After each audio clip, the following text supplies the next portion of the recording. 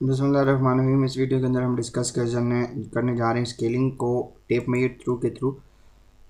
तो आइए सीखते हैं। तो सबसे पहले टेप मेजर टूल ले लें आप। आपके पास यहाँ पे टेप मेजर टूल है और इसका आपने बेसिकली साइज़ ले लेना है यहाँ से यहाँ तक। तो ये आपको बेसिकली 2 फीट बता रहा है। मैं यहाँ पे डायमेंशन टूल्स यूज़ करता हूँ आपको बताने के लिए। बेसिकली ये यहाँ से यहाँ तक 4 फीट है और राइट नाउ और इसकी जो वर्टिकल हॉरिजॉन्टल डायरेक्शन है वो यहाँ पे 2 फीट है। तो हम टेप मेजर टूल के थ्रू बेसिकली इसको करेंगे। तो सबसे पहले आप यहाँ पे टेप मेजर टूल पे क्लिक कर लें। उसके बाद आपने जिस कॉर्नर से लेना है, लाइक मैंने यहाँ से यहाँ तक इसका लेना है, तो यहाँ पे कॉर्नर में आप देखें जहाँ पे मेरा माउस है यहाँ में 2 फीट बता रहा है, ठीक है।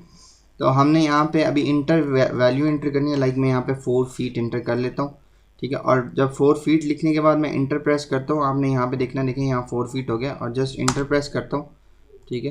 तो यहाँ पे मैंने बेसिकली क्लिक कर दिया था, लेकिन मैं आपको फिर बता देता हूँ। 2 फीट बता रहा है तो आपने 4 फीट इंटर करना है। तो ये आपसे बेसिकली मांगेगा do you want to resize the model, तो आपने येस करना है। जैसे कि आप येस करेंगे तो देखिए इसकी डायमेंशन 4 फीट बाय 8 फीट हो जाएगी।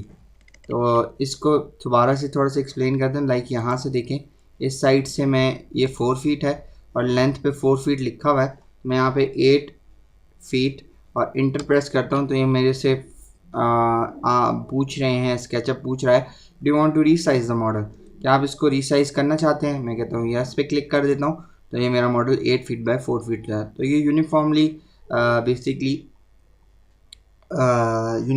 मॉडल होता है। लाइक अगर ये 8 फीट होता तो ये 16 फीट हो जाता, अगर ये 4 फीट होता तो ये 8 फीट हो जाता। तो बेसिकली ये यूनिफॉर्मली ऐड होता है, इसकी लेंथ और विड्थ दोनों जो हैं वो इक्वली डिस्टेंस में होती है। लाइक आपने 4 दिया तो दूसरे लेंथ के अंदर या विड्थ के अंदर 4 फीट ऑटोमेटिकली इंक्रीज हो। होपफुली आपको ये लेक्चर पसंद आया होगा। नेक्स्ट लेक्चर में इंशाल्लाह और कुछ चीज़ें डिस्कस करते हैं। सो सी यू सून।